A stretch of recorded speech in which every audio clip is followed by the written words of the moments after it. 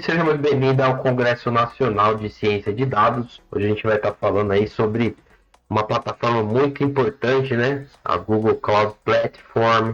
Por muito tempo eu falei platform e cometi essa gafe aí. Agora eu sei o certo, é platform, tá? Com T mudo aí, seria GCP para iniciantes, tá? Qualquer dúvida você fala Google Cloud ou GCP, que seria a sigla aí, que é melhor do que tá errando, ok? Então vamos começar. Primeiro agradecendo, né, aos nossos patrocinadores Diamante. Então muito obrigado aí. E principalmente ao apoio institucional e com prioridade, claro, a Associação Brasileira de Ciência de Dados, que possibilitou, né, com que esse congresso acontecesse. Então eles que ajeitaram e fizeram as coisas fluírem, esse caminho aí fluir, para que a gente pudesse ter esse congresso aqui de maneira gratuita, né, virtual aí. Então muito obrigado aos patrocinadores e ao apoio institucional. Bom, quem sou eu?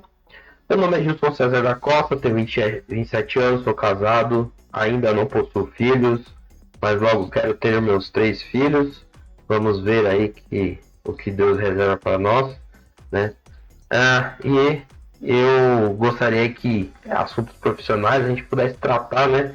Fizesse uma rede, coisas legais aí, ter um contato bacana no LinkedIn, se você puder me adicionar, é linkedin.com/in Gilson-Costa. Vamos me adicionar lá, a gente pode bater um papo, falar sobre profissão ou sobre alguma ideia aí que vocês têm, ok? Bom, também tem um projetinho aí legal, bacana, um canal no YouTube, tá? Da inteligência computacional e também uma página no Facebook. Então você pode ali me ajudar. Na verdade, esse projetinho aí do canal já tem uns 800 inscritos. Tem os vídeos ali meio fora do contexto de dados, mas a ideia do canal é ter um canal voltado à parte de ciência de dados, né? Principalmente essa parte de data science, cloud. Então a gente vai estar colocando aí essa parte de dados, né? Colocando conteúdo sobre dados. Então é muito importante aí você estar ajudando a gente. Faltam só 200 inscritos aí para a gente atingir o nível de monetização.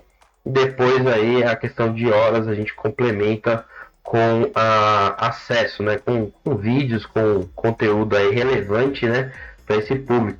Então eu gostaria de pedir para você ir aí no YouTube e acessar aí youtube.com/inteligência computacional. Você vai estar ajudando muita gente, tá? E no Facebook você pode digitar lá inteligência computacional, ou acessar direto /computing intelligence, ou acessar o nosso site ali, inteligenciacomputacional.com. Tem alguns parceiros aí que desenvolvem algumas soluções, a gente atua aí junto. Mas o foco aqui prioritariamente é a questão do YouTube, do Facebook, principalmente do YouTube. Se você puder ajudar, gostaria muito de contar com a sua ajuda, porque é muito bem-vinda, tá? Bom, mas sem demoras, eu sou engenheiro de IAR e eu fiz um vídeo sobre Explainable Artificial Intelligence para vocês, onde eu me apresento, e eu vejo que eu esqueci de falar o que é IAR. Então, IAR é a sigla, né, de Instrumentação, Automação e Robótica. Como a FBC tem os nomes aí meio diferentes e grandes, relativamente grandes, a gente precisa de umas certas siglas aí para estar nos ajudando nessa missão.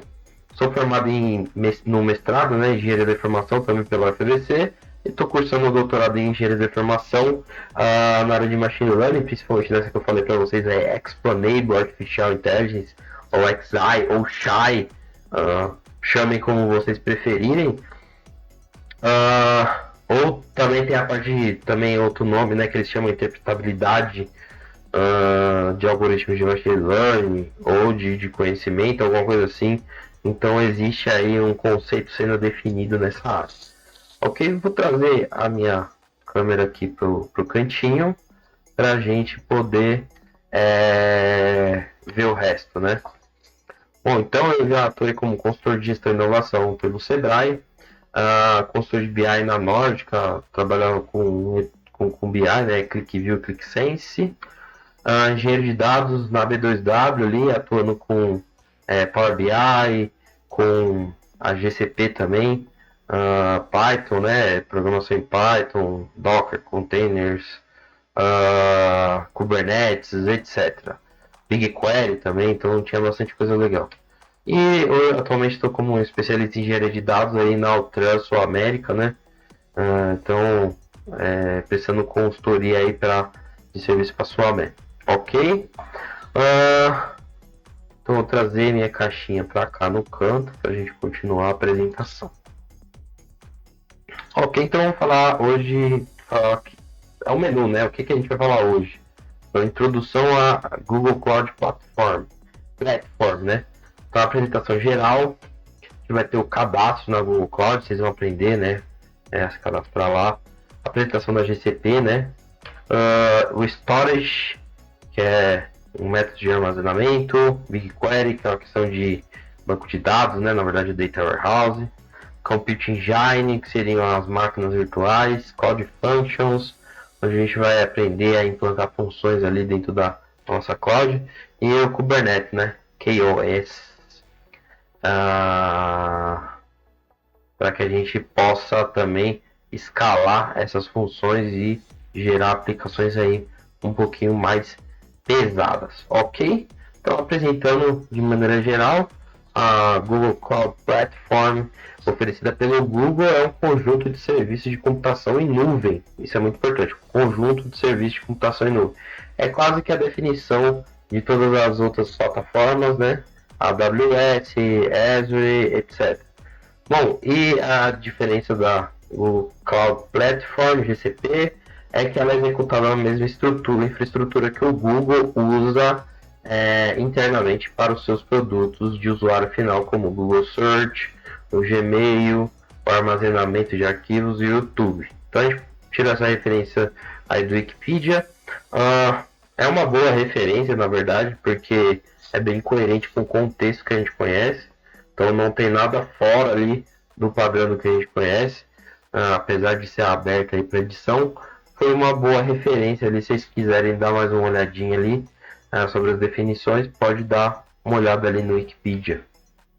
Ok? A gente vai fazer agora, né, o cadastro na nossa plataforma. Copiar o endereço desse link aqui. Vamos sair da apresentação. Então, retornando aqui, pessoal, a gente está aqui numa tela de login para o Google, tá? A gente precisa prosseguir para fazer, né, uma conta para Google Cloud Platform, né, GCP. E aí eu vou clicar aqui em criar uma conta. Para mim, você poderia criar uma conta para gerenciar o seu negócio, né? Então, a nível de empresa. O GCP, ele fornece uma série de vantagens, né? Caso você tenha um negócio, questão de hierarquia, definição de acesso de usuários, uma certa governança aí da plataforma. Eu vou querer uma conta para mim, vou colocar aqui um nome, né? Sobrenome Gilson. Na verdade, vamos fazer o contrário, né? Gilson Connect. E aí o endereço de e-mail, criar um novo endereço de e-mail Gmail. Então vou colocar gilson.connect e vamos usar uma senha próxima.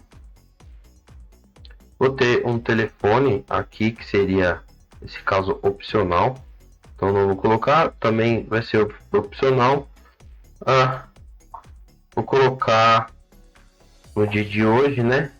Mês de novembro. E vou diminuir aí 20 anos. Gênero masculino. Isso aqui tanto faz. Próximo. Blá blá blá blá blá. Concordo. Você sempre vai ter que concordar, né, com tudo que qualquer plataforma te oferecer, senão simplesmente você vai ficar sem o acesso. Mas não tem problema. Então aqui a gente está, né, dentro da Google Cloud Platform. Vou concordar com os termos de serviço, receber atualizações por e-mail. Ok. Então agora eu estou logado dentro da minha GCP. Viu que é muito fácil? Se você tiver uma conta Google, mais fácil ainda, que você só vai ativar o GCP. E que legal, quando você ativar o seu teste gratuito, você vai receber $300 em crédito para explorar, né, esses recursos. Vocês sabem que a parte de computação em nuvem, ela tem os seus valores especificamente para cada produto, e você ali vai receber um valor X para usar dentro desses produtos, ok? Então a gente vai ver aqui, né? Então a gente tem bastante coisa na lateral aqui, que são os serviços.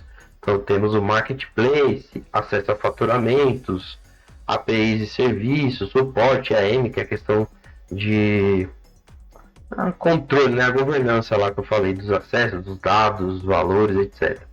Segurança, tem guia de primeiros passos, esse daqui eu não sei o que é. Agora por categoria, na parte de computação, que a gente vai passar por aqui. Então, App Engine não, vamos falar um pouquinho de Compute Engine, Kubernetes Engine, Cloud Functions, só aqui nesse caso. Armazenamento do Storage, ok? Banco de dados, não vamos falar nesse caso, tá? Na verdade, o BigQuery, ele poderia se assemelhar a isso, mas ele está mais uma camada analítica, né? Data Warehouse, tá, do que para um banco de dados, né? Então a gente vai passar essa parte. Ele também tem a questão de rede, conexão privadas, serviço de rede, conectividade híbrida, segurança, e etc. Tem a questão de operacional, né? Monitoramento, debugger, error reporting, registro, profile, trace. A questão aqui do DevOps, né? A questão de operação.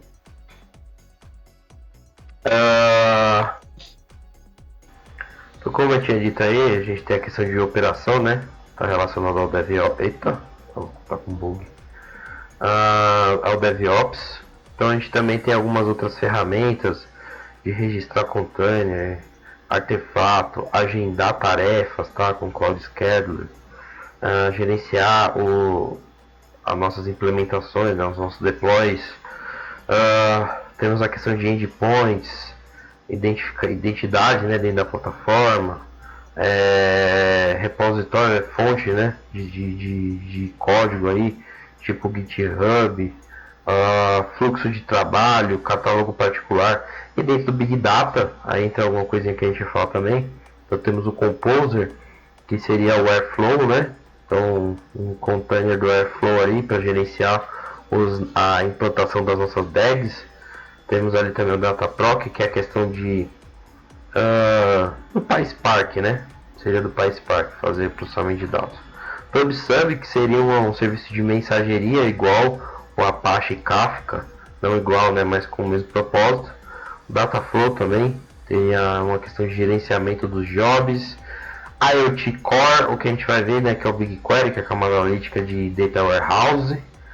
Data Catalog, Data Fusion, esse daqui eu nunca usei, então não vou saber falar para vocês, ok? Também temos aí alguns serviços de inteligência artificial, aí Platform, rotulação de dados, questão de linguagem natural, né? Recomendações, tabelas, né? Questão de processamento de tabelas, tradução, percepção visual, a inteligência relacionada à parte de vídeo. Então, ok, aqui temos outras soluções também, como o Game Servers e o Google Maps. E outras soluções de parceiro, que tem o Red, né? Seria o banco de dados em memória, Apache Kafka, Elasticsearch, MongoDB Atlas. Então a gente tem um monte de coisa aí, depois eu vou mostrar, até apresentar para vocês algumas outras ferramentas, né, e mostrar para vocês como que elas se comportam aí, né, como que elas são agrupadas. Voltando ali para a apresentação, vamos falar um pouquinho da apresentação. Então estamos ali na Google Cloud Platform, já fizemos nosso cadastro, você vai saber como fazer o seu cadastro também. E aí a gente vai ver esses serviços aqui, né, nesse GitHub. Eu vou querer ver o daqui. Sure. Ok. Download, fazer o download dele. Aqui seria um pôster de todos os serviços da Google, tá? Então a gente tem muitos serviços. Gostaria de começar daqui para cá. Então, Compute, Storage, Database, Data Analytics, recursos adicionais, questão de mobile, a plataforma de APIs, né, e ecossistemas, Google Maps, G Suite, temos Data Analytics, né, que é a continuação desse aqui, híbrida e multicloud, serviço on-premises também, tem a ver com isso, parte de AI, Machine Learning, redes, né, Network, Gaming, Internet das Coisas, Identidade e Segurança, ferramentas de gerenciamento e ferramentas de desenvolvimento. Eles têm ferramentas de migração para a Google Cloud Platform e temos aí também a questão de API, né? API ecossistema para essas API, que tá bastante, na verdade, que seja a continuação, né? É uma confusão nesse pôster aqui, né? Mas tudo bem.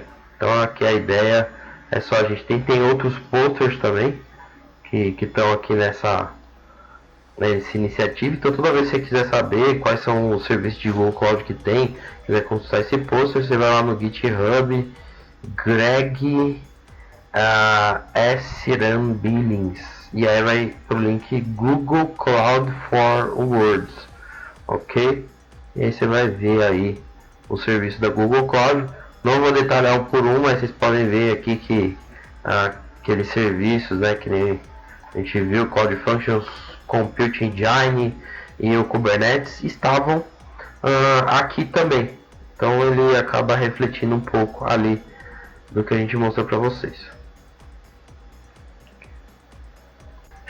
Então, pessoal, fica a dica aí para quem quer ver os serviços da Google, tá sempre atualizando. Quem não souber por onde começar ou ter alguma dúvida, ver se sua aplicação ela poderia ser contemplada pela Google Cloud Platform, veja aí, nesse caso aí, nessa descrição, né, seria quase como um diagrama visual aí para a gente entender. É um agrupamento de serviços por tema, ok?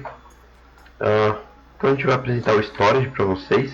A ideia do storage é um armazenamento de objetos para a empresa de todos os tamanhos, né? Então armazene qualquer tipo de quantidade e retire quantas vezes você quiser. Tá? Então a ideia é ser tipo um Google Drive para empresas, entendeu? Você tem uma quantidade ilimitada, né, de dados, você pode armazenar de maneira ilimitada sem tamanho mínimo de objeto. Você vai ter acessibilidade em locais de armazenamento de todo mundo, uma baixa latência, né? O tempo inicial de carregamento normalmente é de dezenas de milissegundos e alta durabilidade. Então você vai ter disponível 99,999% ali do ano. Esse número aí de fato é um número, essas casas decimais aí fazem sentido para o cálculo que eles fazem, não é só uma questão de marketing. Vai ter uma redundância geográfica, né, se os dados forem armazenados em um local multirregional ou birregional, né? Então se o seu dado for armazenado em mais de 2 regiões ou em multi-regiões, então muito difícil aí de perder qualquer tipo de dados, né? E praticamente o Google Drive provavelmente deve gerenciar isso aí por trás dele, né? Então o storage deve estar por trás aí do Google Drive que a gente usa tanto, né? E agora, isso aqui foi a definição de MAT, né, que eu peguei no site da Google. E agora eu vou mostrar para vocês a questão do storage, ok?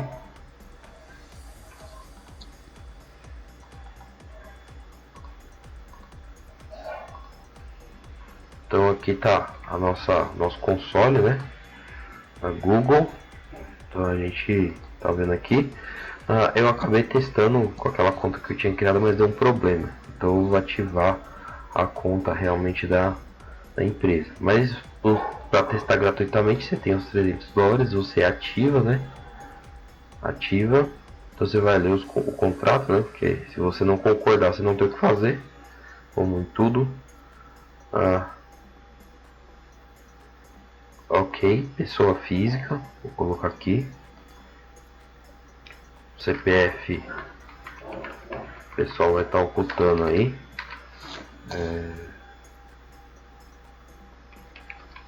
Para ninguém ver, então você tem que colocar o CPF, a data de nascimento,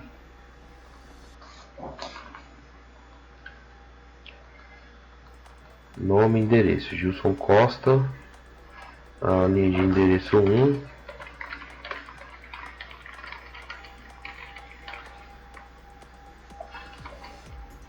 Então você vai por seu endereço residencial aí.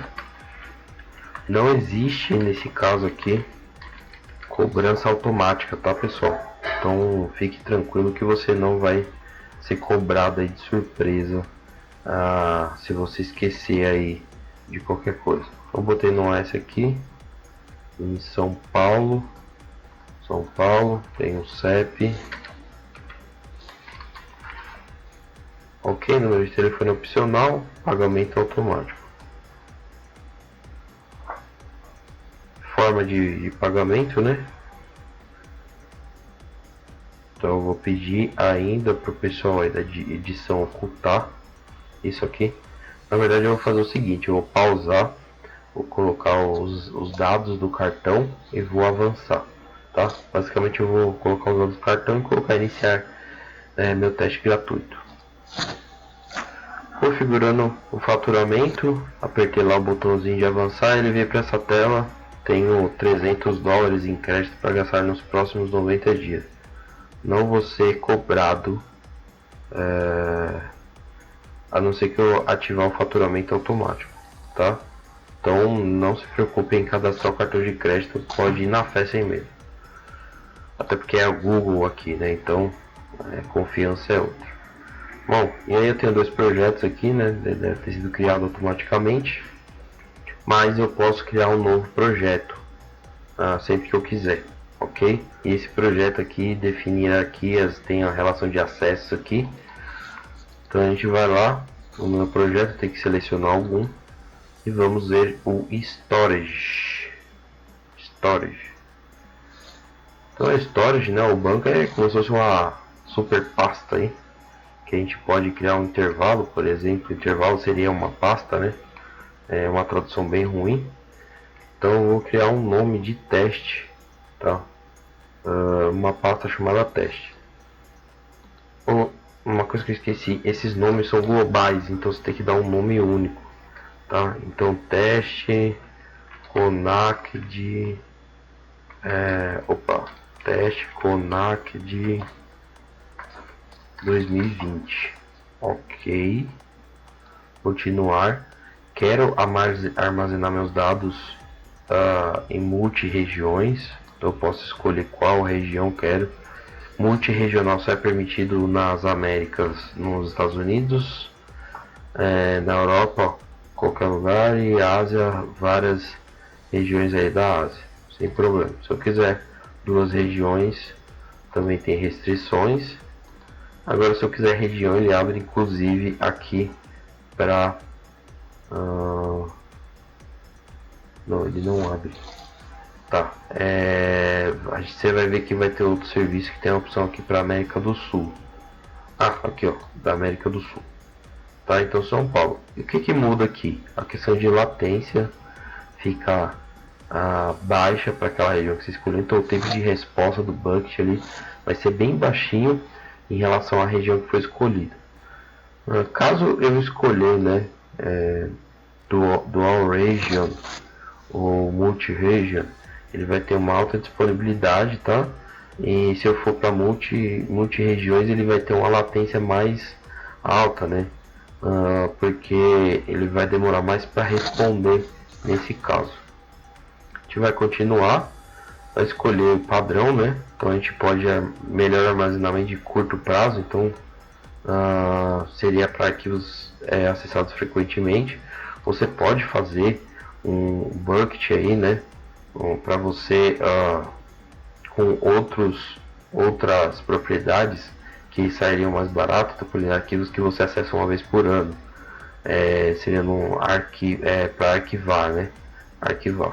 Então seriam qualquer tipo de dado que você acessa muito pouco, aqui que se acessa muito, aqui que se acessa uma vez por mês e aqui a cada trimestre. Então o preço deles compensaria se você acessar, por exemplo, cada trimestre ou cada ano e tal. Então um preço mais baixo aí, e também a questão de download, né, uma velocidade menor, mas o padrão mesmo é você poder armazenar em curto prazo e acessar frequentemente. Então não é algo caro não. Você pode controlar o acesso aos objetos, né? Então você pode detalhar ali na questão de AM, né? A interface, né? Depois eu vou mostrar para vocês, né? Identidade, gerenciamento de identidade. Ou você pode ter um controle de acesso uniforme que é garantido para todo mundo. Vou deixar detalhado porque depois se quiser pode mudar, mas é padrão. Ok? Chave gerenciada pelo Google, tá? Evite colocar chave gerenciada pelo cliente porque sempre dá mais problema e não é uma boa prática, tá? Poderia definir uma política de retenção, né? Para especificar o tempo mínimo em que esse objeto ele vai ficar no bucket, né? Para ser protegido contra exclusão ou modificação após o upload, né? Seria mais uma proteção caso alguém quiser sobrescrever alguma coisa. Então vou lá, crio o meu bucket. Meu bucket foi criado com sucesso, é um nome global. Então só para vocês verem aqui dentro do storage, né? Eu tenho agora o meu bucket. E cliquei aqui e eu posso fazer o armazenamento de qualquer tipo de coisa, tá?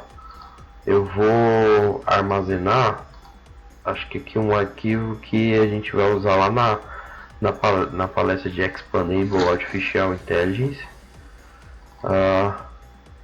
Nesse caso é uma base de qualidade de vinhos em CSV. Eu só estou arrastando aqui, eu estou abrindo uma pasta, vocês não estão vendo, mas agora que eu arrastei vocês estão vendo. Então ele subiu esse arquivo em CSV. Caso eu quiser acessar esse arquivo, clique em cima dele. Ou ele para precisar de autenticação, né? Então clica aqui. E aí eu posso baixar novamente aquilo que eu subi, tá? Posso editar permissões, saber do projeto, o nome das pessoas que podem acessar, o nome de quem não pode. Então eu consigo aqui fazer ter um certo nível de gerenciamento. Então basicamente isso aqui é um repositório, né? Um repositório que ajuda bastante para fazer qualquer tipo de fluxo de dados aqui. Geralmente a gente joga todos os dados porque há uma política da empresa ter os dados de histórico armazenados dentro do bucket. Então depois que a gente consegue fazer as extrações, né, fazer os dados de transação, né, jogar para cá, a gente a partir daí faz o ETL, né, extração, transformação e load. Então primeiro a gente joga o dado bom no trace, né, transaction, raw, clean, evaluated. Eu não lembro se é transaction ou se é isso que é de transferência, transfer by transaction, não lembro mais, mas é o framework 3 também, é bem bacana aqui. Bom, e aqui você conseguiu ver como funciona aí o storage. Então é bem fácil, você consegue armazenar quantos dados você quiser ali, e você pode armazenar tabelas no formato JSON. Então tem um blob, né? Então você pode acessar aí do jeito que você configurar. Então quanto a isso não tem problema. Quase todas as clouds, a ferramenta de armazenamento é uma das ferramentas mais básicas, né? Para o funcionamento da cloud, então tem que ser levada aí em consideração, tá? Mas tirando isso, não tem muito com o que se preocupar. Geralmente se tiver algum tipo de política específica, a empresa ela vai estar definindo. Ok, e a gente vai lá agora para o BigQuery. Tá? O BigQuery você vai armazenar dados, enquanto o storage ele armazena objetos, o BigQuery ele vai armazenar dados, ok? Então seria uma questão ali, armazenar dados estruturados, né? Então o BigQuery você tem armazenamento de dados aí em várias nuvens sem servidor e altamente escalonável, econômico e projetado para agilizar os seus negócios. Vantagem: pode fazer análise, né? Quando a gente fala análise, tipo acessar os dados e fazer queries e etc. de petabytes, até essa escala de petabytes utilizando o SQL numa velocidade muito rápida mesmo, pessoal. E tipo, sem nenhuma sobrecarga operacional. Você pode compartilhar insights, né? Com uma plataforma confiável e segura, né? E adapta bem às nossas necessidades. Seria tipo um data lake, um data warehouse. Usaríamos eles nesse formato. Você pode executar qualquer tipo de análise em escala. E no geral, o custo aí do BigQuery comparado a outros software é de 26 a 34% menor. Isso aí aconteceu durante 3 anos, tá? Em relação ao armazenamento de dados na nuvem. Lá no AWS seria o Athena, né? Ou Athena. Do jeito que você quiser ler aí. Então ele teria uma proposta semelhante. O BigQuery, assim, do mercado, acho que é um dos melhores, muito bom mesmo. Com certeza cada nuvem ali tem o seu, vamos dizer assim, o seu produto flecha, né? Aquele que leva tudo nas costas, e nesse caso aqui seria o BigQuery aqui da GCP. Você pode receber também sites de dados em nuvem com uma solução de análise de várias nuvens. Então o BigQuery ele se adapta aí bastante, né? Então inclusive tem a questão de machine learning, que é um SQL simples que você vai utilizar no BigQuery. Ok? Vamos dar uma olhadinha no BigQuery. Então fui lá, deixa eu jogar aqui para trás.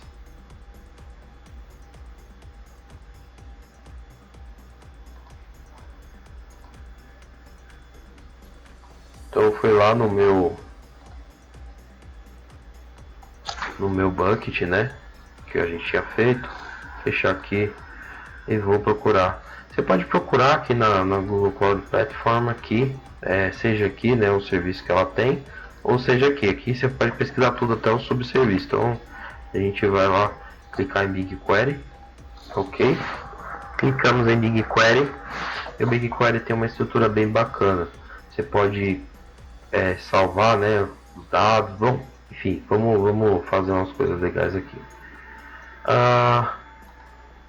Então, primeira coisa, vamos dentro do nosso projeto, né?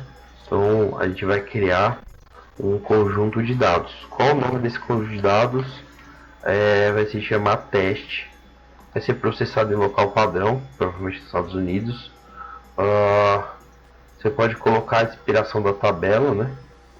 Então, no máximo, isso aqui expira em 60 dias. Vou colocar aqui 3 dias. 3 dias, suficiente. Tá? Então, a gente está vendo essa configuração.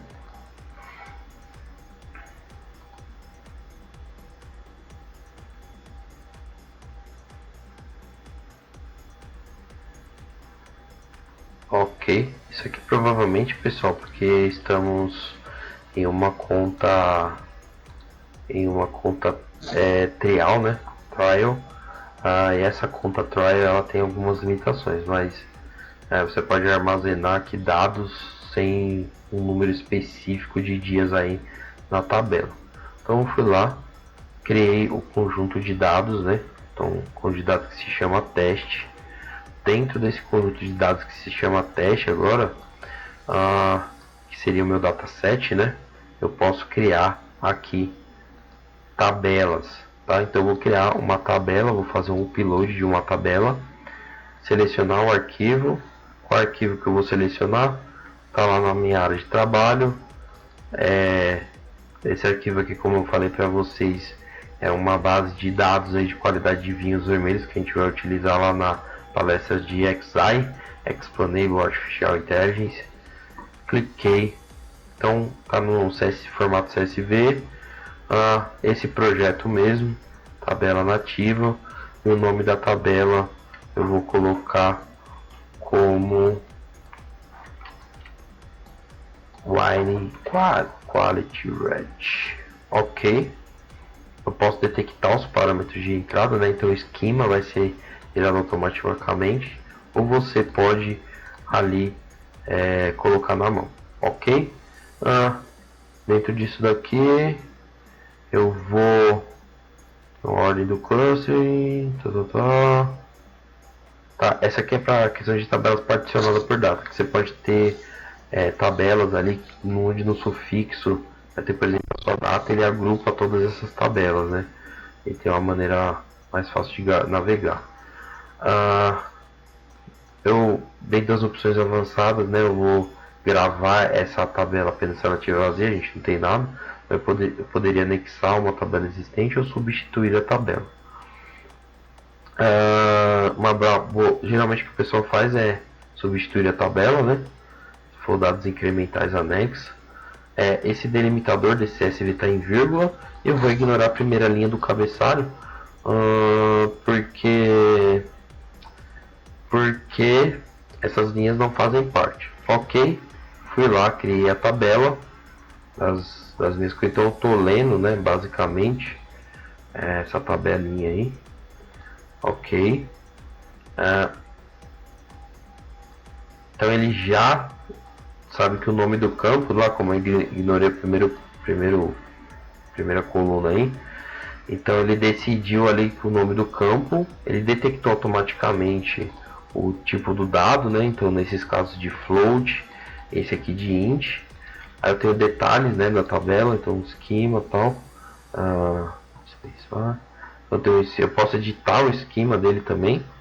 Detalhes, né? Então o código da tabela é esse, ela tem esse tamanho, tem tantos números de linhas, foi criado em tal dia, expira tal dia, última modificação e onde que estão os dados, né? A gente pode editar isso aí se a gente quiser. E aqui para visualizar. Então basicamente a gente pode ver aqui entre 10 e 200 linhas a cada vez. Vou colocar 200 linhas por vez, então aqui tem bastante coisa. Caso eu quiser fazer uma query dentro dessa tabela, eu coloco consultar tabela, ele já vai girar a query para mim. Select asterisco from, aí ele passa aqui o nome do projeto, sempre o padrãozinho, nome do projeto, entre classes, tá? Ele passa nome do projeto, dataset, tabela. Limite que eu vou mostrar é esse tanto. Mas aí eu vou, como toda boa query, fazer um filtrinho ali.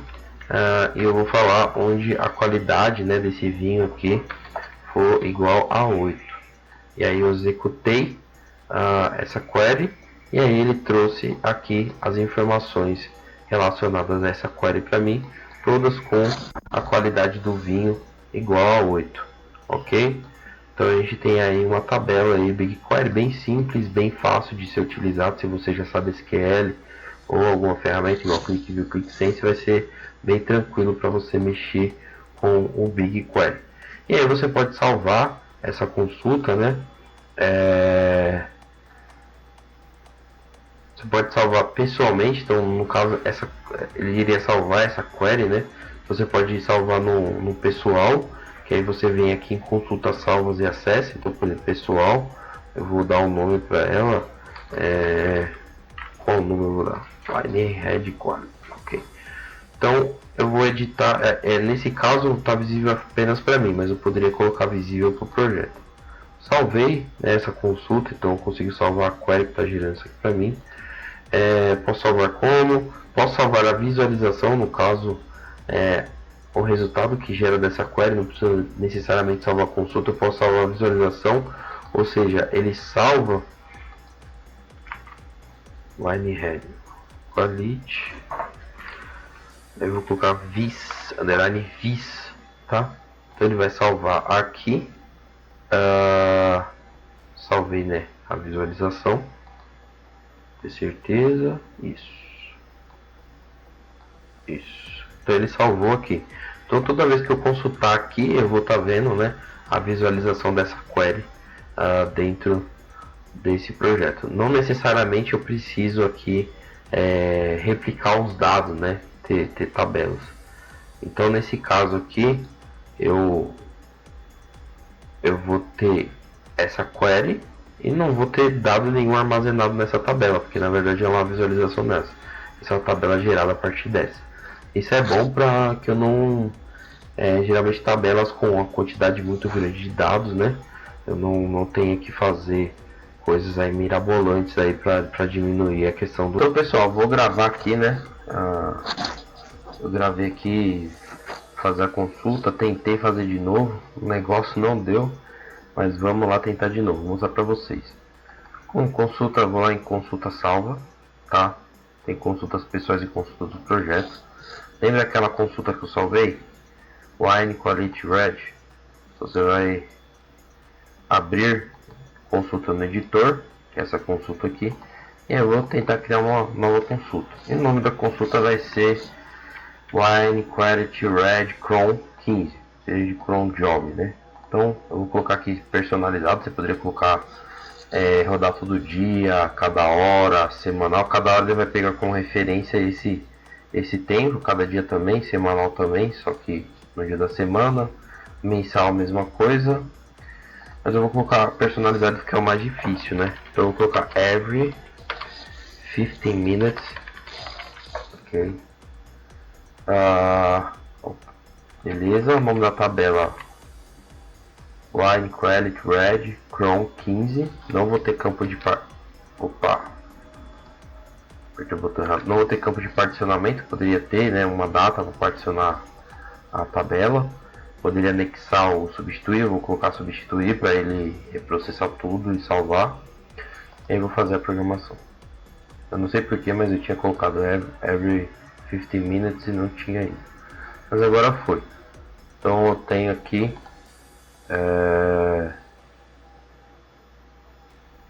minha query salva, tá? Ela não tá só salva, mas ela também está programada. Eu vim aqui em consultas programadas e aí eu tenho aqui, ó. Você vê se realmente foi aquilo que você falou. Se dentro da programação TC vai ter um horário aqui, ou nesse caso every 15 minutes. Tá esquedulada, ok. Ações, posso fluir, desativar, ou posso ir lá e dar uma olhada no log dela de como que ela tá. Então ela tá programada, nunca foi executada. Então ele iria aqui executar, né? Nesse caso aí, ele vai mostrar as execuções, o resumo, ter um log, né, geral aí do histórico das execuções. E você poderia aqui, você vem aqui configuração, ver direitinho qual que foi a configuração que foi feita, né, nessa tabela. E você poderia até editar essa consulta. Então você edita lá, clica em atualizar, né, a consulta programada. Aí você vai ter que preencher as informações todas de novo ou não, né? Então vou colocar aqui, ó, começar agora a cada 15 minutos para vocês verem a base sendo gerada. E aí fui lá e atualizei a minha consulta programada. Poderia mudar qualquer parâmetro aqui, ok. Então uma vez que eu atualizei ela aqui, acredito que ela já até rodou.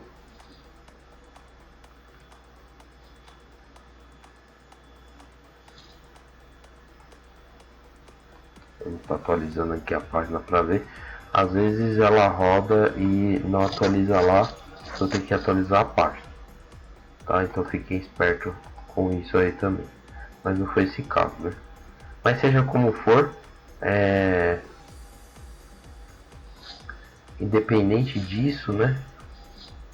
Independente disso, eu vou colocar aqui para ele rodar a consulta agora.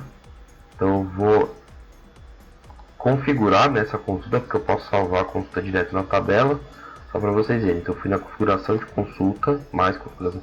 Eu vou definir uma tabela de destino, um nome para a tabela, vou substituir a tabela nesse caso, tá? E o resto das coisas se mantém. Aqui eu preciso basicamente configurar onde que vai ser a tabela de destino dos meus dados salvos.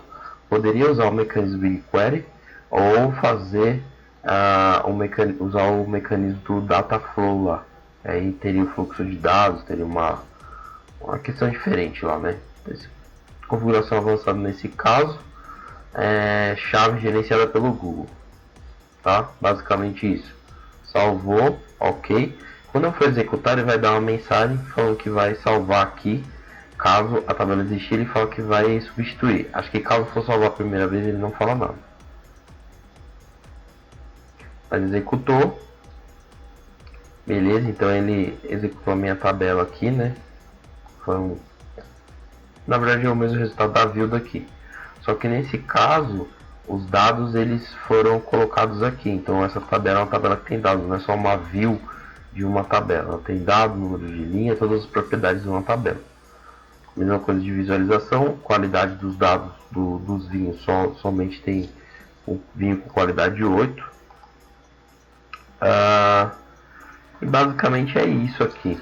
Em termos de BigQuery, você vai ali fazer sua query, né, em SQL, então colocar a base de dados aqui, então você vai alimentar o BigQuery com dados, vai fazer queries para manipular esses dados, então tem a questão do framework de trabalho utilizando os datasets, vai salvar essas consultas que você está fazendo a nível pessoal, a nível de projeto, e vai programar consultas para agendar ali queries que você precisa. Então, supondo que você está alimentando essa base diariamente e precisa de uma query programada que gere diariamente as consultas. Então, basicamente, do BigQuery é esse aqui. A gente vai voltar aqui depois, mas usando a Cloud Function para colocar uma tabelinha aqui no BigQuery. Ok? Espero que vocês tenham gostado aqui, pelo menos aqui dessa parte do BigQuery. É bem interessante. Então, pessoal, só contextualizando aí de volta para vocês, né? BigQuery, aqui o Google Cloud na verdade tem alguns datasets públicos, né? Alguns bancos de, não banco de dados, mas tabelas, né? Fontes de dados públicos. E eu dei uma pesquisada lá. Então a gente vai adicionar um projeto, né? Explorar um conjunto de dados público. Opa, na verdade a ideia era pesquisar. Oh, meu Deus. Então vamos adicionar, fixar um projeto. A gente vai procurar, né, um projeto aqui. Na verdade esse projeto fixado foi o nosso, né? Desculpa, então eu preciso fixar o nome de um projeto.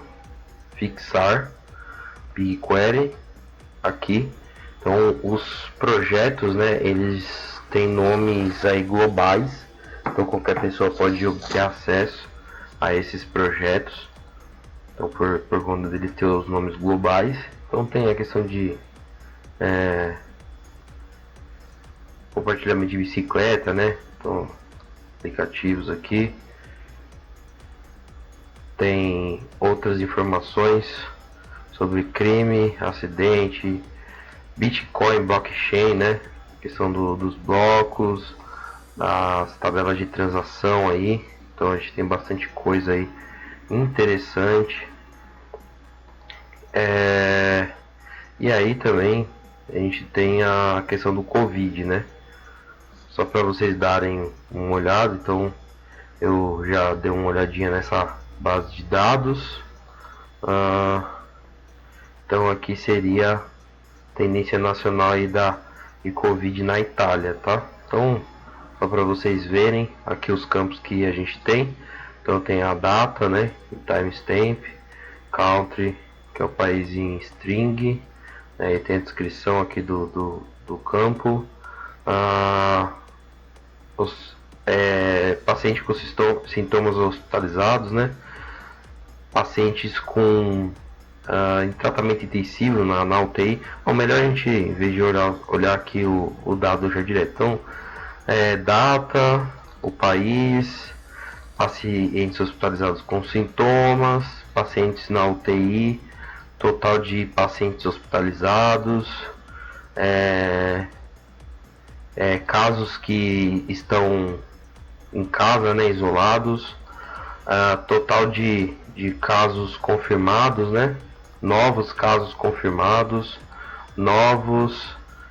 o novo total de casos confirmados, pacientes recuperados, mortes, total de casos confirmados e teste. E aqui eu nem entendi o que é, mas deve ser alguma outra métrica absoluta aqui. Então basicamente aqui dá a data, né? E algumas métricas relacionadas à questão da Covid dentro dessa data. Então, por exemplo, começou ali com 7 mortes e um recuperado, total de casos de 221, tá? Então, a gente vai vendo aí a evolução das mortes, né? Evolução dos casos também, evolução diária dos casos. Então você percebe aqui que chegando a uma certa data, esses casos começam a cair e o número de mortes começa a ficar de paciente recuperado, ele começa a entrar em equilíbrio, né? Então ele fica ali sem grandes variações. Inclusive quando os novos casos começam a diminuir, né? O total de casos confirmados, ele acaba ficando estável, né? Então no caso seria, acho que esse aqui, essa métrica ou essa daqui. Bom, enfim, a ideia aqui é mostrar a evolução de algumas métricas diariamente relacionadas à pandemia de coronavírus no país da Itália. Ok? Tem algumas outras métricas aqui que vocês poderiam estar olhando, né? E outros datasets que não necessariamente tem a ver com essa questão aí da pandemia, mas pode ser um bom exercício aqui para vocês darem uma explorada, verem alguns insights, fazer cruzamento de base de dados, coisas do tipo. Então, basicamente esse aqui é o nosso BigQuery, tá? Dá para a gente explorar dados que já existem e gerar os nossos próprios datasets. Então isso aqui é importante para a gente conseguir gerenciar, né, os nossos projetos aí, fazer um pipeline bacana. O que a gente já mostrou para vocês é consultas salvas, né? Vocês também podem acessar depois o histórico de consulta de jobs, transferências, mas basicamente consultas salvas, consultas programadas e o nosso projeto e os datasets aqui é o que a gente precisa ali fazer. Então, só para dar uma olhada aqui, ver se aquele cron job está funcionando. Realmente ele está funcionando. A última modificação dessa tabela foi às 23h29, a gente criou ela às 22h47, então essa tabela aqui ela está sendo atualizada. Inclusive ali mostrou uma carinha de sucesso ali pra gente, só para vocês darem uma olhada como que fica quando você programa uma consulta. Então ok, ela já foi executada, tá verdinho, quer dizer que está funcionando, poderia estar vermelho. Então eu sei que ela executou 3 vezes e aí eu posso dar uma olhadinha aí no histórico que ela gerou, tá? No histórico de uso que ela gerou, tá? Então aqui eu tenho todo o meu log aqui, então eu posso gerenciar serverless, então sempre precisar ficar se preocupando com o servidor, escalar servidor aí, a gente consegue gerenciar um data warehouse aí bem bacana. E geralmente na camada analítica aqui é uma das camadas que mais tem processamento por conta das regras de negócio, e a quantidade de tabelas ela é sempre crescente. Então não se preocupar com escalabilidade ou com a questão de processamento é muito bom, tá? Então ok, aqui foi a apresentação aí do BigQuery. A gente vai, como eu disse, voltar nele depois, tá? Vou jogar ele aqui para trás. Ok, agora a gente está aqui com os nossos slides, certo? Bom, dentro dos slides já que a gente apresentou o BigQuery, atualizei. Então a gente apresentou aqui o BigQuery para vocês, né? Então vocês já estão familiarizados com o BigQuery. E a gente vai falar um pouquinho do Compute Engine, né? Que é a infraestrutura de computação em máquinas com tamanho pré-definidos ou personalizado para acelerar a transformação de números. Basicamente aqui é onde a gente coloca a nossa VM, nossas máquinas virtuais, e aí consegue usar essas máquinas virtuais. Então as máquinas, a gente tem máquinas lá de uso geral, então tem um equilíbrio bacana entre preço e desempenho. Então tem vários tipos. Tem máquinas otimizadas para computação, então questão de processamento, tá? Então oferece um bom desempenho de vCPU, né? Que é o conceito de CPU virtual aí do Google. E máquina também com otimização para memória. Se você for carregar tabelas grandes, fazer manipulações ali, elas podem ajudar, né? Se precisar de mais memória. E temos máquinas com otimização de acelerador A2, são baseadas na GPU A100, e aí é quando você tem uma questão de processamento muito rígida, né? Então a ideia das Compute Engines é isso daí. A gente vai voltar de novo ali para o nosso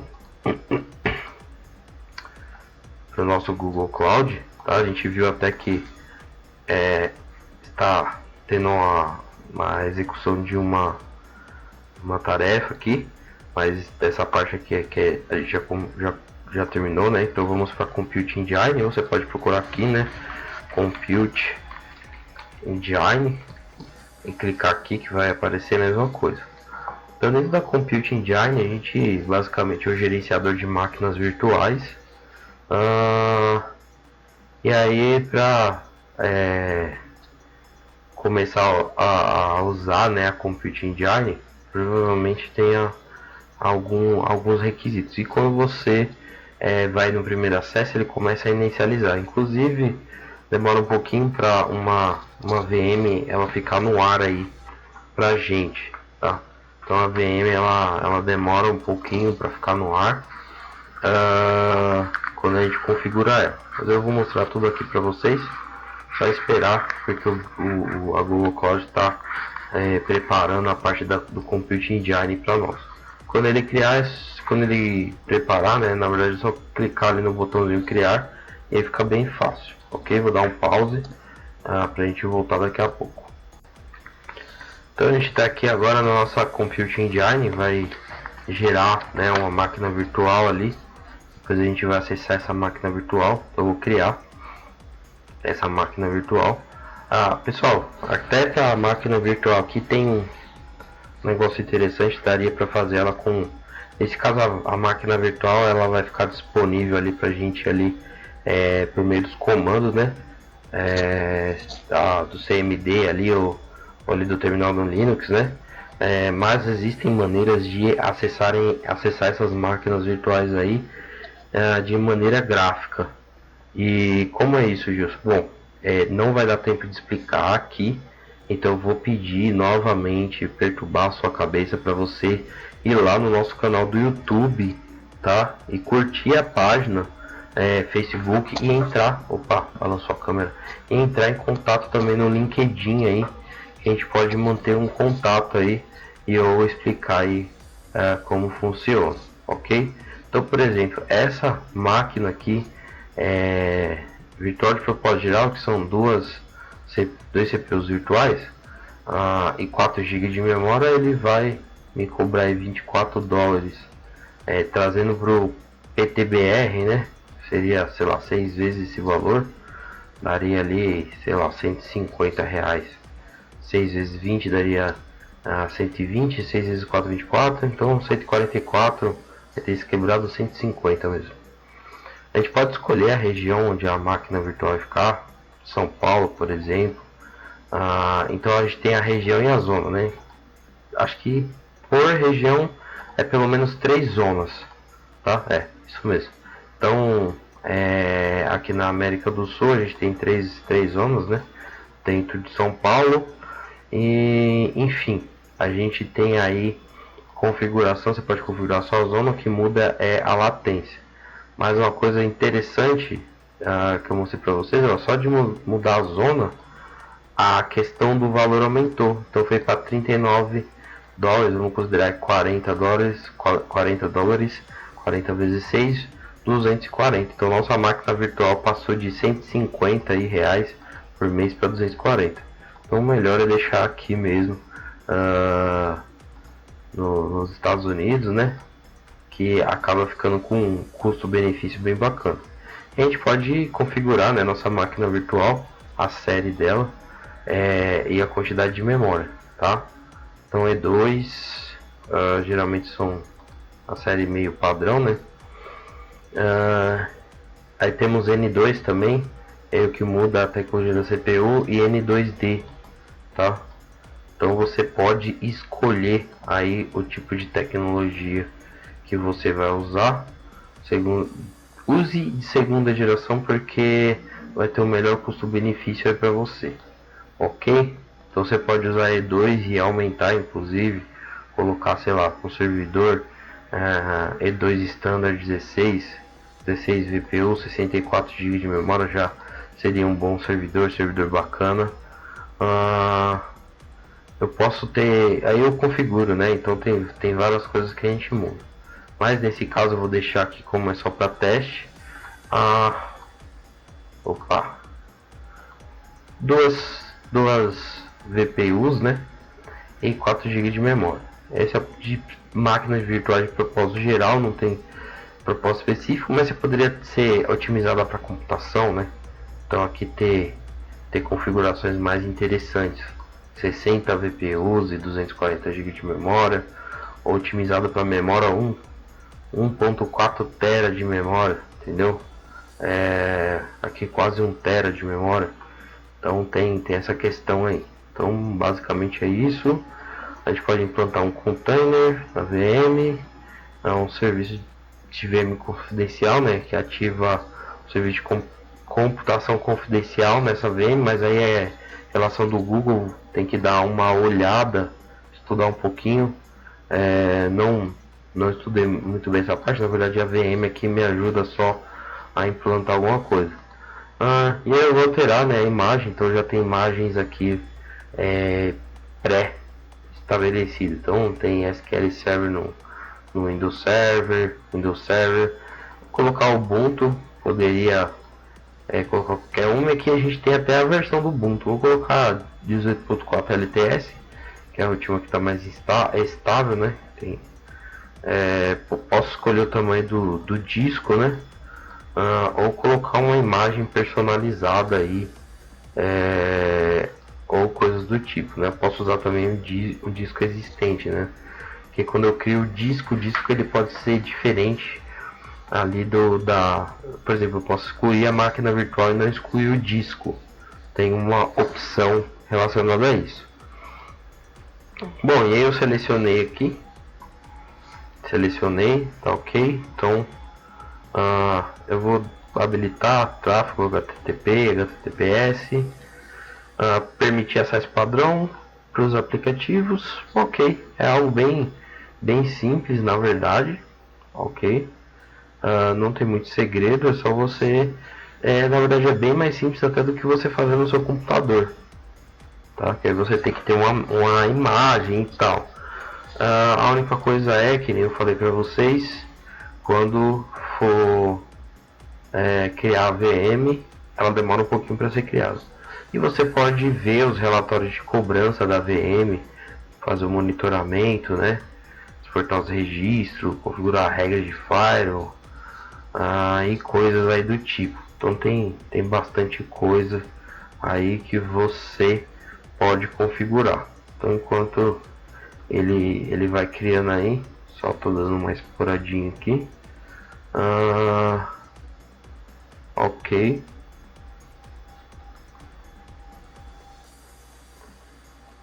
Beleza, tem armazenamento e tal. Também esqueci de falar uma coisa, tem a máquina virtual preemptiva, tá? A máquina virtual preemptiva acho que é 20% do custo de uma máquina virtual.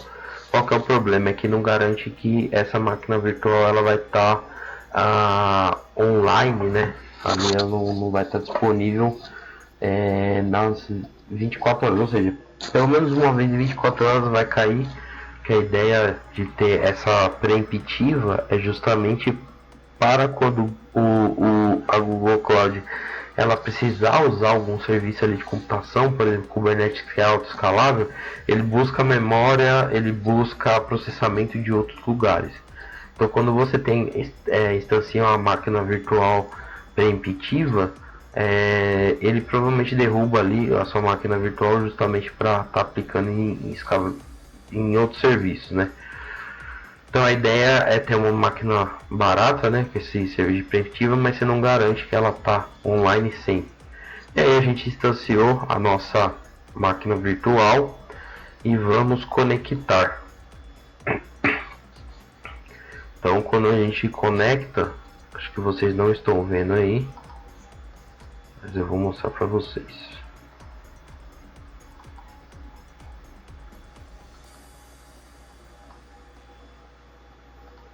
Estão vendo aí, né? Então quando eu apertei aqui conectar SSH, ele abriu essa tela. E aí a gente já está logado no terminal da nossa máquina virtual, tudo por meio aí web, tá? Então, sei lá, vou dar um seurle www.google.com.br. Beleza? Então eu dei um request lá, ele trouxe aí a página do Google para mim. Ok. Só para ver os comandos do Linux, né? Onde que eu tô.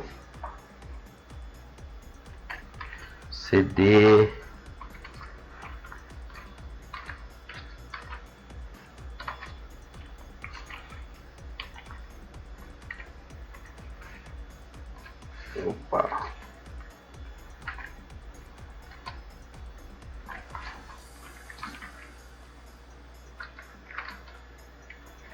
CD Gilson Costa ls, não tem nada. CD Ubuntu ls, também não tem nada. Então a máquina virtual ele criou, eu posso instalar qualquer coisa, então não preciso de sudo nesse caso, tá? Então apt install, vamos colocar aqui, acho que o Python 3 ele já vem, deixa eu ver, Python 3, então ele executou o Python aqui, aí eu vou dar um import, né, pandas, vamos ver se ele importa, não achou nada, vou fazer um pip install pandas, não achou também, vou ter que sair aqui, não existe, então vou colocar pip3 install pandas.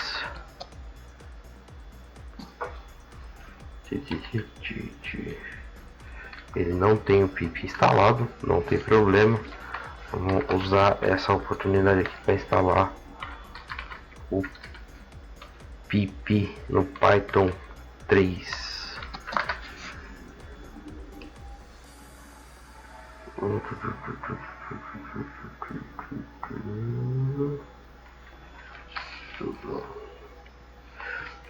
Falei para vocês que não precisava usar sudo e tem algum outro problema.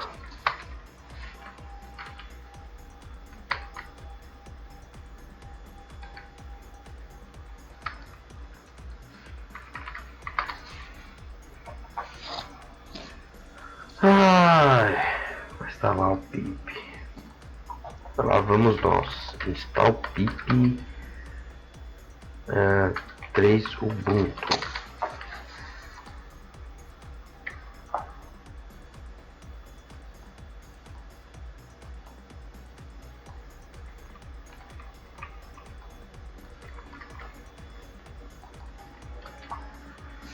Então, atualizando, né? Depois de atualizar o Ubuntu,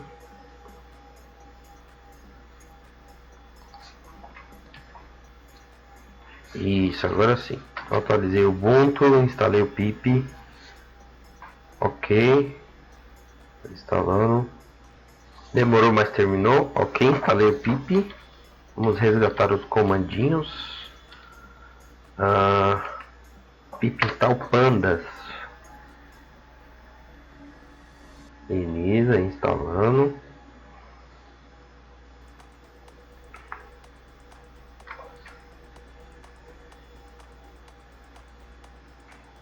Então o nosso Python 3 agora, se eu for dar um import pandas, ele importa, beleza. Vou falar aqui, ó. Meu data frame é igual a data, pandas.data frame, e aí vou passar uma lista para ele.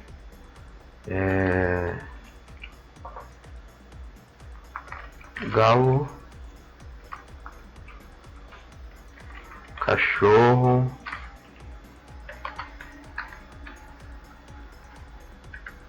macaco, ok, df.head, ok, e aí eu criei aí um data frame aí, coluna 0 com o galo, o cachorro e o macaco, ok? Então beleza, aqui tá funcionando, a máquina virtual funcionando. Espero aí que vocês tenham entendido. Eu poderia até salvar isso aqui lá no meu, esse data frame aqui lá no meu BigQuery, tá? Usando também scripts em Python. Mas eu vou sair daqui, aqui já não é mais interessante para nós, já mostrei aqui. Sei, vocês melhores do que eu devem saber que o que dá para fazer com uma VM, né? Então, uma VM dá para fazer bastante coisa interessante. Eu até nem tinha dado zoom, me perdoem, mas não, nas próximas eu tiver que dar zoom. Fechando aqui, sair, ok. Ver como é que instala. A gente instanciou a nossa VM. Eu vou fazer o que? Eu vou pegar essa VM e vou excluir ela para não ficar me cobrando, senão vai gastar meu dinheiro lá. Meu dinheiro é precioso, aqueles $300 lá.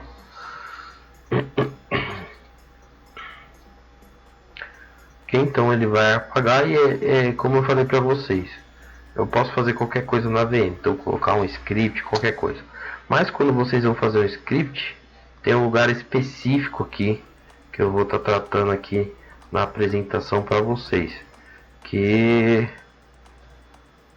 aonde aqui, beleza? Então vamos apresentar. Já falamos do Computing Engine, tem as Cloud Functions, né? Eu vou estar implementando uma função dentro da Cloud Function e ela tá aí nesse GitHub, né? O meu GitHub. Então github.com/eng de engenheiro /teste GCP Cloud Functions, ok? Então as Cloud Functions, né, são funções como serviço, o Function as a Service, escalonáveis de pagamento por utilização para executar os códigos, e é serverless, você não precisa gerenciar servidor para estar fazendo esse tipo de coisa, ok? Então você não precisa de servidor para provisionar, gerenciar, fazer upgrade, tem escalonamento automático de acordo com a carga, recursos de monitoramento, geração de registro e depuração integrada, então tem os logs também, segurança integrada no nível do papel, né, do usuário e por função com base no privilégio mínimo ali de cada usuário que recebe, e recurso de redes importantes para cenário híbridos e de várias nuvens, então consegue acessar através de VPC outras nuvens aí, outras nuvens de dados, né? Ok, acho que vocês entenderam aqui o potencial disso. Eu abri aí vou até abrir o Git para vocês verem, né? Eu tenho o código aqui no computador, mas só para vocês darem uma olhada. Então vai ter uma função aqui, né? main.py, uma função em Python, e os requirements, né? Os requisitos para rodar essa função. Se você for acessar no repositório, aqui não tem muita coisa. Depois dá uma olhadinha lá no XI, né? O Shy que eu fiz, que é a palestra de Explainable Artificial Intelligence, ok? Então isso aqui é muito importante para você. Esse é o meu repositório.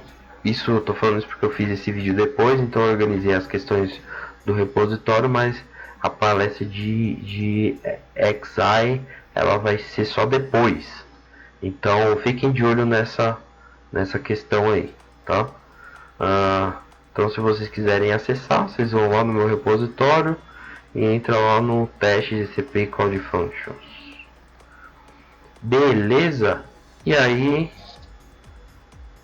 mandar isso para trás também. E aí eu tenho meu GCP aqui. Ok. Instância de VM então já não tenho mais. Vou lá nas minhas Cloud Functions. Ou pode pesquisar aqui, Cloud Functions. São funções como serviço. Vou mostrar aqui para vocês como que implementa uma função. Então eu já fiz ela, vou passar explicando aqui para vocês entenderem.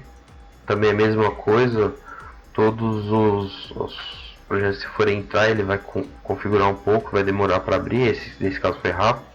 Então eu vou criar uma função, né? E a ideia da minha função, ela tem um nome específico, tá? Foi o nome que eu dei para ela. GetSave USD BRL. Basicamente ele vai acessar uma API e vai salvar os dados aí dentro da nossa Google Cloud Platform, tá? Vou rodar essa Cloud Function ali, eu escolhi a região dela, né? Na AWS a Cloud Function seria o Lambda, né? Então seria o conceito de FAS, Function as a Server. Ok, vai ter um acionador HTTP, depois eu vou explicar para vocês. E vou deixar que requer a autenticação. Então fui lá, ok, salvei, configurei o que eu quis. Lembre-se que esse nome é importante, Get Save USD BRL, ok? Então vamos lá. Configuramos, configuração avançada. Eu vou alocar 512 memória. Conforme você aloca mais memória, o que acontece? Ele disponibiliza mais CPU. Se você precisar ali fazer um multithread ou qualquer coisa do tipo, ajuda, tá? Alocar mais memória. Agora só vale a pena alocar mais memória se realmente sua aplicação ela usar essa memória. Posso colocar variáveis de ambiente, de build e do ambiente de execução. Tem algumas vantagens nisso, depois eu mostro para vocês. Conexões vou permitir todos os tráfegos, então... uma coisa importante. Até o momento que eu sabia, 540 segundos era o tempo limite de execução aí de uma Cloud Function. Seria 9 minutos, né? O Lambda da AWS, se eu não me engano, é 15 minutos. O tempo limite está um pouquinho melhor. Acho que precisa dar uma melhorada nisso, que ia ajudar. Já cheguei a ter funções aqui que rodavam 10 minutos. E aí acabava a Cloud Function não dando conta. Conta de serviço eu posso escolher também qual conta de serviço eu quero e vou para o próximo. Vou ativar a API de build, ele está exigindo aqui.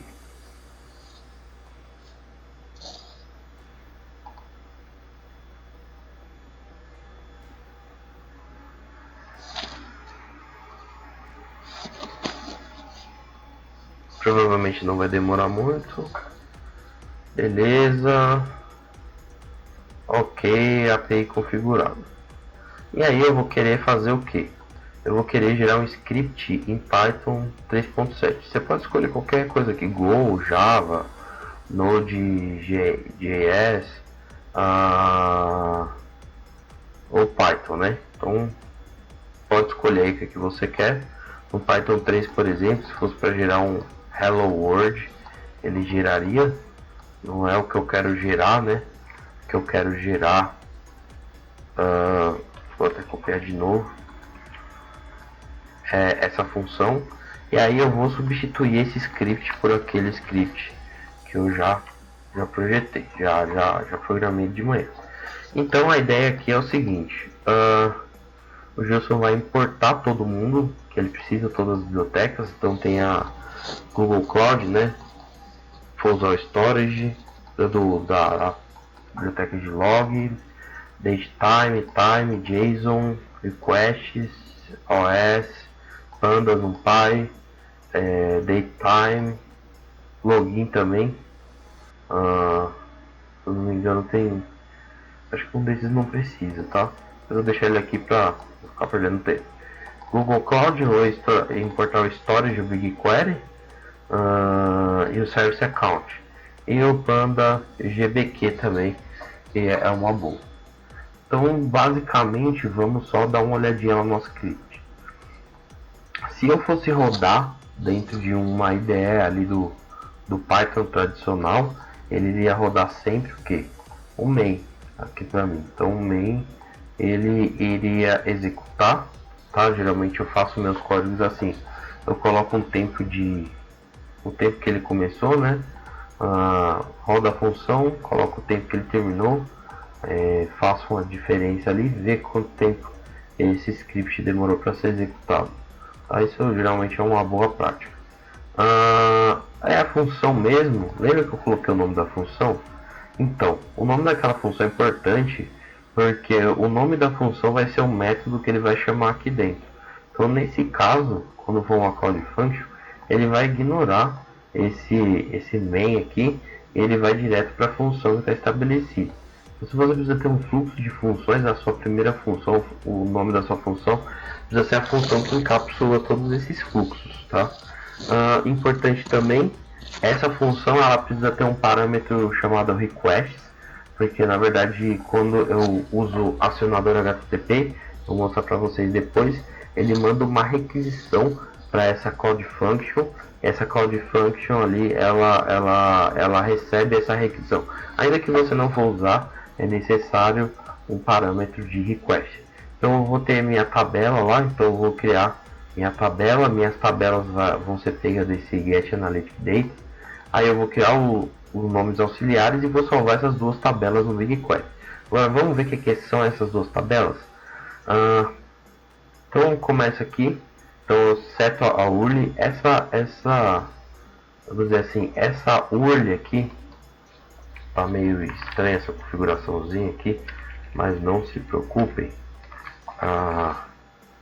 Ela vai me dar justamente a questão de cotação do dólar, né, nos últimos 15 dias. Então a conversão de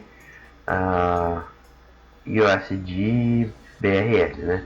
Nesse caso, quanto que está valendo o nosso dólar em relação ao real, tá? Durante esses 15 dias.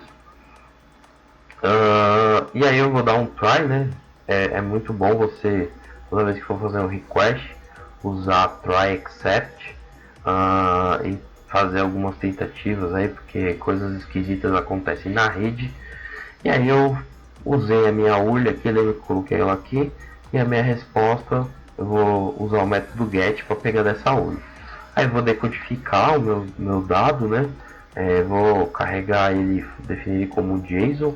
Aí eu defino algumas colunas que eu tenho que remover dele. E aí eu converto, né, esse dado ali, que vai cair como JSON, eu converto ele para um data frame, que é uma tabela. E aí essa tabela eu vou fazer alguma manipulação nela, porque eu preciso gerar duas tabelas. Então eu vou ter uma tabela gerada ali com aquelas cotações e outra tabela com alguns parâmetros, por exemplo, code in BRL, porque eu poder, essa API na verdade ela dá a possibilidade de conversão de vários idiomas. Então eu fiz um mini tratamento ali, daria para fazer de outra maneira, mas ok. E aí eu faço algumas conversões, né, de formato de data e de hora, ok. E aí eu tenho aqui o meu data frame, que seria a minha tabela, né? E aí com a minha função eu retorno essa tabela, é a tabela auxiliar. E aí beleza, eu peguei essa tabela, né? A tabela é a tabela auxiliar, que é a tabela de informações. Aí eu vou gerar o nome da tabela que eu quero usar, né? Então eu estou automatizando até o nome que eu vou usar. Então o nome que eu vou usar é o nome que eu vou usar do auxiliar. Então o nome que eu vou usar vai ser esse parâmetro de code in, que está aqui, né? Nesse caso BRL, de code, né? USD, dólar relacionado ao nome e dólar comercial, né?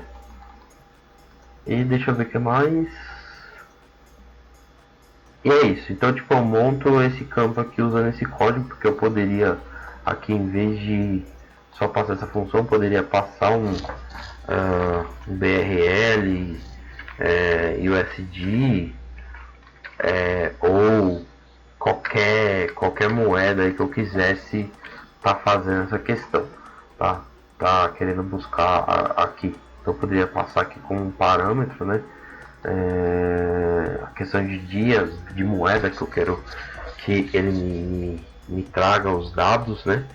Então a ideia toda é essa, né? Gerar os nomes automaticamente. Eu poderia criar um nível de automação melhor. E aí, beleza, eu tenho a tabela agora, tenho o nome das tabelas. O que eu vou salvar é a tabela dentro do dataset chamado teste, e com esse table name e o table name aux aqui. Então basicamente o que eu estou fazendo é pegando essas tabelas aí e salvando no BigQuery. Então o meu BigQuery ali, até comentei, lembra a variável, posso colocar produção ou não. Então eu posso ficar testando no meu computador e quando levar para a nuvem já levar ela com a variável de ambiente setada em produção. Mas aqui tem várias maneiras, né, de configurar a questão. Então o white truncate é substituir, né? Então, a tabela sempre vai substituir, poderia ali adicionar. E nesse caso ele está com auto detect em relação ao esquema da tabela. Então ele vai ler esse data frame e ele vai detectar automaticamente os tipos de dados para salvar lá na tabela. E aí por fim ele salva a tabela e traz o resultado para a gente. Então ok, isso aqui é a função que eu implementei. Agora os requirements também são importantes, porque a partir dos requirements, né, que eu vou conseguir instalar, né? Eu vou explicar para vocês como é que funciona, mas basicamente é o seguinte: a GCP ela monta uma variável de ambiente, né? um environment, que é um ambiente virtual para essas funções Python, porque eu posso ter versão de bibliotecas distintas entre essas funções, e isso acabaria gerando um problema de versionamento global. Então cada Cloud Function ali trabalha de maneira independente umas das outras, tá? Eu não sei nem como é que roda o mecanismo por trás, mas talvez seja até um Docker que rode isso daí, não sei direito. Ok, mas aí eu coloquei minha função aqui, coloquei meus requisitos aqui e vou implantar a minha função. E aí ele começou a criar a minha função. Tem que esperar um pouco. Fechar. Número de rastreamento. Não sei porque deu errado. Não tem problema. Vamos implantar de novo. Bom, deu errado, não sei porquê, mas já deu certo. Então tá ok. Aqui ele vem e traz aqui para mim, ó, o nome da função, a região que ela tá, o tipo de acionador, tempo de execução, memória alocada, né? A função que vai ser executada, né? No caso que é o que eu te falei lá, vocês precisam dentro do seu script definir o nome da função que ela vai executar tudo que tiver dentro. É como se fosse a função main, ok? E aí dentro das ações que eu posso fazer aqui, testar, copiar a função, ver esse registro, ou até mesmo excluir. Como ele está carregando a função ainda, então a gente tem que esperar um pouquinho. Então pessoal, demorou um pouquinho aqui, mas nossa função foi criada. Então eu cliquei lá na minha função, ele vai abrir. Então eu tem algumas métricas aqui relacionadas à execução dela, uso de memória, tal, erro. Tem os detalhes aqui dela, tá? Quem quiser olhar pode olhar a fonte, né? Posso editar o meu código, fazer o download. Tem as variáveis de ambiente, gatilho, né? Que por exemplo, se eu clicasse aqui, ele iria começar a executar essa fonte, essa função. Então, como exige autenticação, tudo que eu for autenticado e fizer uma request nessa URL aqui, ele vai, a URL de gatilho, né? O trigger, ela vai começar a executar a minha função. E aí tem o permissões das contas, o que pode fazer, editor, blá blá blá. Tem os registros, tem além demora. E aí vamos dar uma testada nessa função, né? Vamos fazer uma função de teste. Vou até duplicar aqui,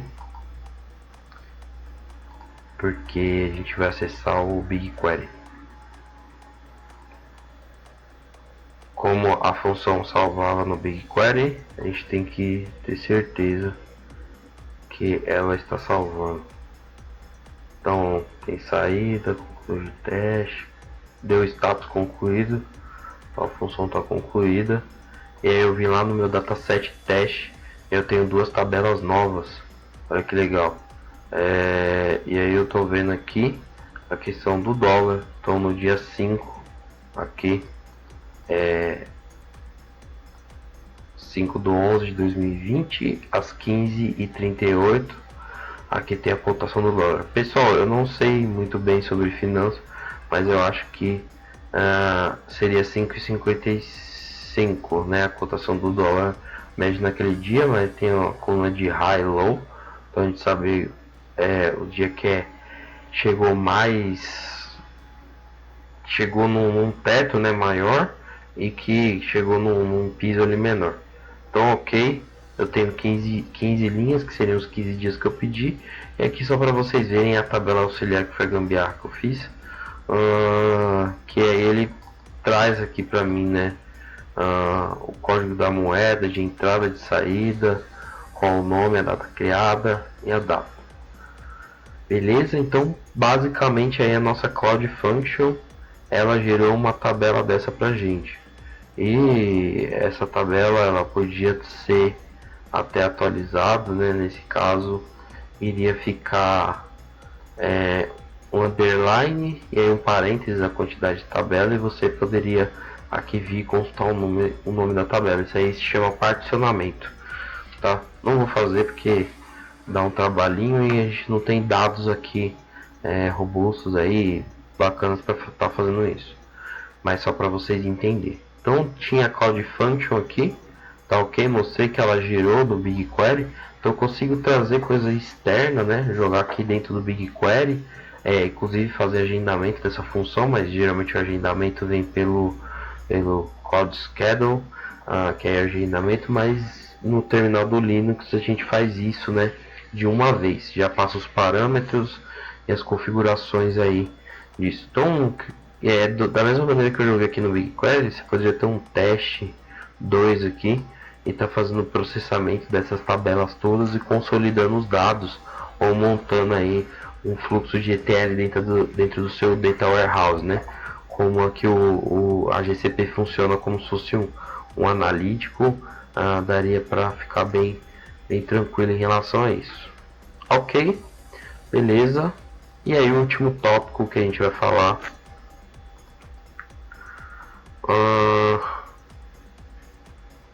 que aí acho que pode ter a ver com a dúvida de vocês, porque beleza, a gente tem lá as Cloud Function, eu falei que ela tem uma certa limitação em termos de memória, em termos de tempo, e como que a gente resolve isso?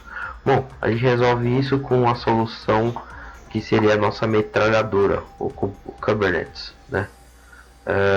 E o Kubernetes ele veio justamente para fazer isso daí. Então ele é autoescalável. Vamos apresentar aqui para vocês.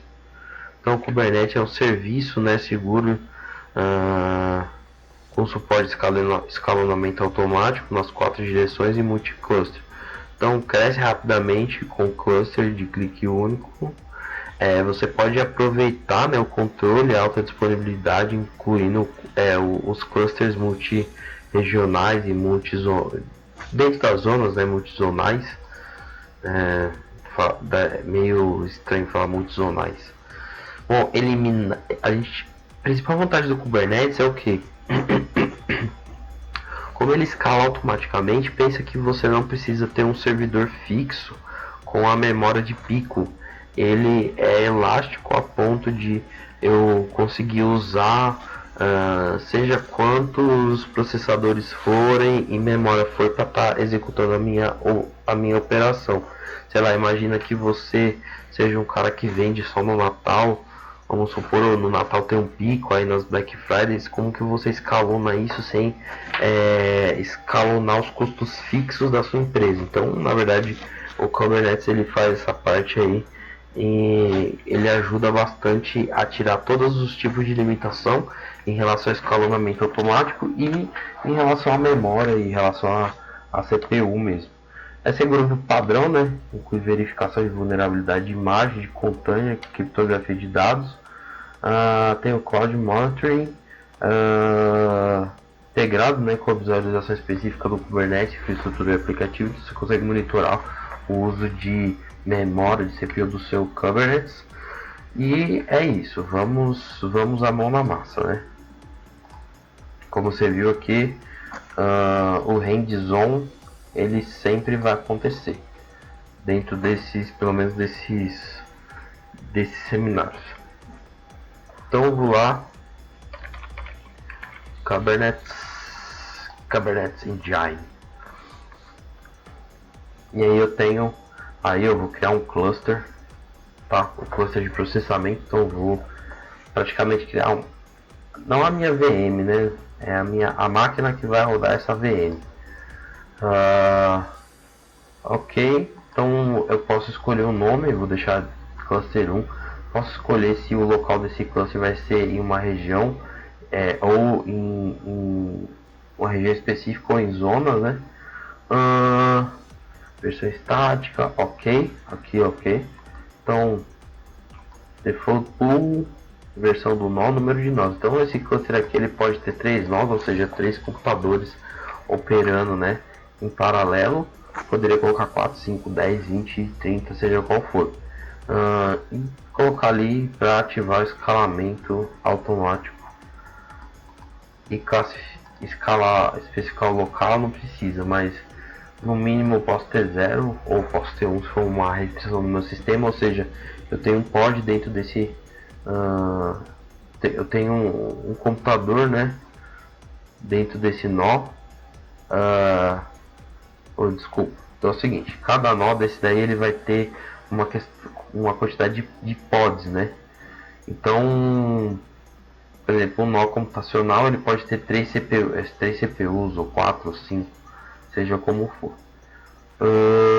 Então a ideia é essa, então ele vai aí variar entre 0 e 3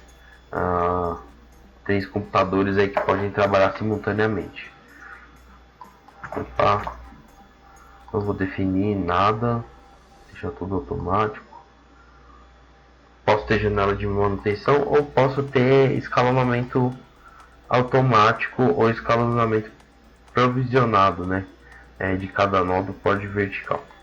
Mas é isso aqui, não entra no mérito agora, mas eu posso escalar a máquina que está processando aquilo, ou eu posso aumentar a quantidade de nós do meu sistema, entendeu?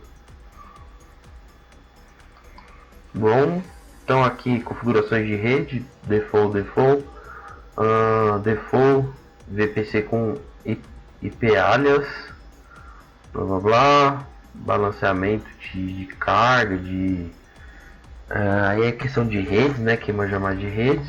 Posso ter a questão de segurança, também não manjo muito, mas para mim tá ok. Metadados, recursos, bom, passei bastante coisa, mas já daria para criar. Aqui o número de nós é 0. Então eu vou criar o meu Kubernetes e da mesma maneira como a máquina virtual demora um pouco para ser criado, tá? Então pessoal, o nosso cluster aí foi implantado, né? Como vocês estão vendo. E aí vem aqui, como eu mostrei para vocês. Então tem um cluster, né? O tamanho do cluster de 3, ou seja, tenho aí 3, vamos dizer assim, computadores que vão processar. Então cada computador ele tem 2 VPUs e 4 GB de memória. E quando eu somo todos esses meu cluster, eu tenho 6 VPUs e 12 GB de memória. Então a vantagem é que isso nunca é fixo. Então eu vou usar o quanto eu precisar. E se ele escala, não, ele escala sozinho. Então, tipo assim, é como se eu tivesse usando uma aplicação. E quando ela precisar, ela vai consumir aquele recurso. Então, totalmente escalável. A ideia é essa, tá? Para você não ficar pagando máquina ali fixa, que na verdade você não usa, né? Então a ideia é essa. Vou tirar aqui. Beleza. E aí quando a gente fala do Kubernetes Engine, né? Kubernetes, a gente pode implantar, né, um container do sistema. E aqui eu não vou entrar muito no mérito, mas já vai ter um container existente aqui para vocês. Concluir e já era. Só para mostrar que dá para ter uma carga de trabalho aí. Então implantei ele e não vou mostrar mais muito para vocês porque assim é bem complicadinho mesmo, mas a ideia principal seria fazer o que? Pegar aquela função que eu fiz lá na Cloud Function, aí eu coloco ela dentro de um Docker. Então um Docker é tipo uma imagem virtual ali para mim, e dentro desse Docker aí, uma vez que eu tenha ele, eu consigo jogar ele dentro do Kubernetes. Então o Docker ele é uma imagem virtual, um container aí que ele pode englobar várias aplicações ou uma aplicação, tanto faz. E aí o Kubernetes é o que vai fazer o gerenciamento desse Docker, tá? Então eu posso ter vários Dockers, né? Um Docker poderia inclusive ser uma máquina virtual. Então eu posso ter, por exemplo, várias máquinas virtuais sendo executadas em cima do mesmo hardware. Então eu posso ter escala em relação aos meus aplicativos dentro do Docker, e o Kubernetes faz a orquestração aí desses containers. Então é como se o Kubernetes fosse o navio e o Docker fosse esses containers dentro do navio. Então os containers em cima de um navio eles são dispostos de uma maneira tal ali que facilite lá. Então a ideia é isso daí, que existem cargas de trabalho. Implantei essa só para vocês darem uma olhada, tá? Mas basicamente não tem nada demais aqui, tá? O que eu fiz foi implantar essa imagem. Então uma vez que eu implantei esse container, eu vou ter acesso a ele, se ele executou, se ele está executando, quanto de memória ele está gastando, quanto de CPU ele está gastando. Então eu tenho tudo isso daí. Configuração do YAML, né? Então ele tem que configurar alguma coisa do YAML. Eu também poderia fazer um YAML específico, né, para minha aplicação.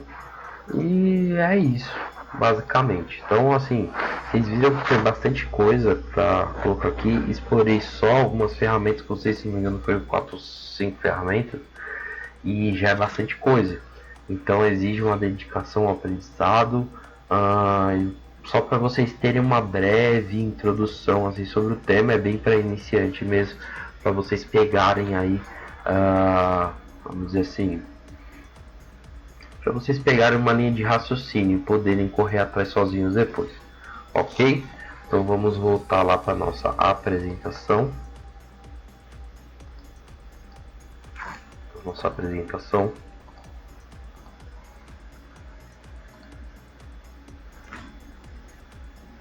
Ok, então o Kubernetes, falei do Kubernetes. Pessoal, dúvidas, mandem aí pra mim, tá? Deixa eu levantar.